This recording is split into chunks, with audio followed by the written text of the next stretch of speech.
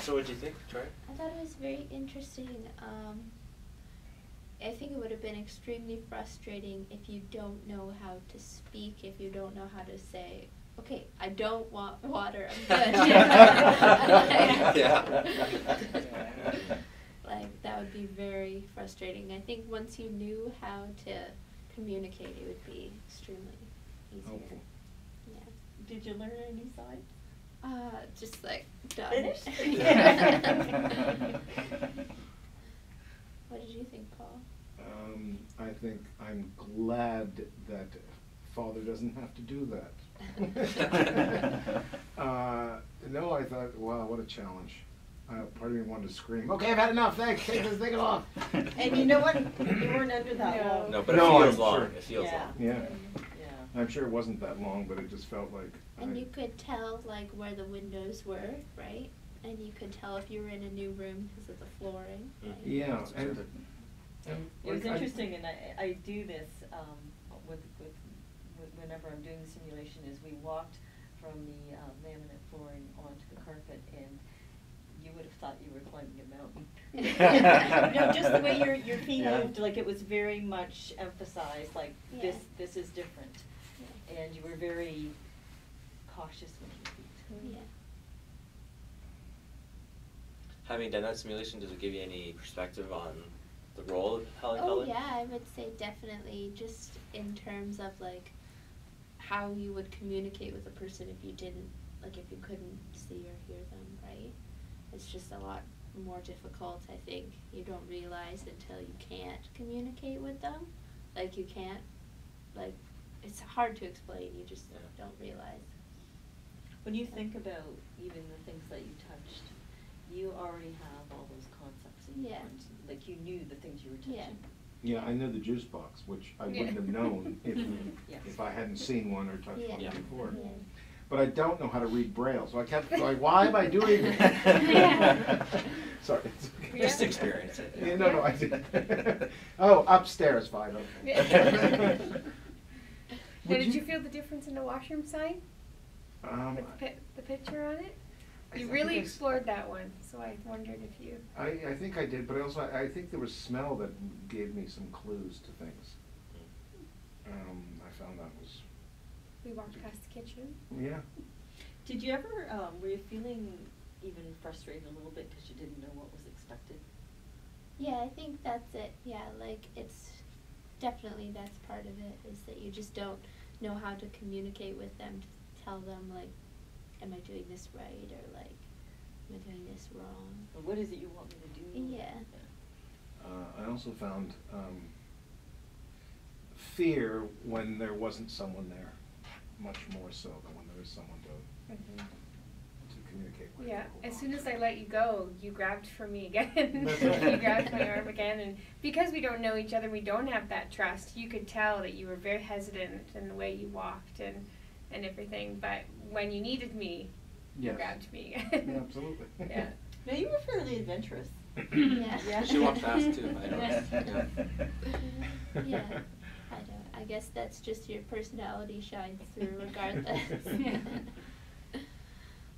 Would you say, among deaf-blind, what percentage of deaf-blind use sign and what percentage use the manual alphabet? I think it depends on when they became deaf-blind.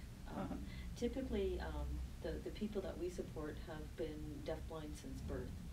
So along with language comes obviously the concept development, and so it's really hard to say in percentages because sometimes people have their own language, and it might be comprised of using concrete cues, it might be an adapted sign, and it might include pictures.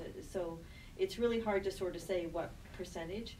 People that become deaf-blind later in life, maybe if they're in their 20s and they've always had a hearing loss and then they've lost their vision, typically they would be more ASL users. And it might switch from being a visual sign language to the type of sign language that Julia used, where it was a hand-over-hand type of a tactile sign. Will there be critics that we're not doing the hand stuff right? So, you talked a little bit about processing, and I think that's a really, really important point, because if you watch Julia and her intervener, it's not about even just the time that it takes for the intervener to give you that information, but then you're waiting because it has to go from the hand and be processed through the brain. Mm-hmm. And what I also discovered was that they really become almost, and especially in Helen Keller and Anne Sullivan's group, they become a unit. They become, like, two people become one, an extension of each other because of so little communication otherwise. And that bond is crucial. And I mean, that's, from the play, and it was amazing having worked in the field for a while, and then I saw the play, and I thought, wow, it was just so amazing to me how relevant what they started years ago, is still, pieces relevant of it today. today. Like, when we look at hiring interveners, we look at the match. You could come from George Brown College and be a qualified intervener and be the wrong match, or you could be someone, like Paul, that just came in off the street, but you have the right qualities. We would train you because you're the right fit. Oh yeah, no, I saw she had a sense of humor right away. Started to tap into that. But, and that's, when you think about the play, you think about Annie Sullivan, and when they first never started would have off, happened, yeah. they clash, and then they built a relationship, and that's when things started to flow. I think sometimes when you meet someone, and maybe somebody like Julia who's deafblind, you make assumptions. She's wearing glasses, so you're assuming she can see things. Or, she's wearing hearing aids, so you assume, she might hear like you or I. The simulation really helps you capture what is missed in that whole environment. And I think, when we do training, that's probably the single most important piece that we train in is that feeling of being deafblind. What are the things that they try to capture in simulation too that I know our current director of training does is she actually leaves them alone for a moment so they can experience the, I don't know if fear is the right word, but that Isolation. that temporary isolation. She doesn't let them know when it's coming, but they explicitly do that in the training where they are left alone for a bit, just to know what it's like to be an individual whose intervener is not there and present when they're supposed to be, just to experience that. You can be isolated in a room full of people. Oh, absolutely. If your intervener is not beside you, they might as well be a mile away, right? So it's very interesting to see whenever that goes on in the building and somebody is left to their own under simulation. And yeah, it's very powerful.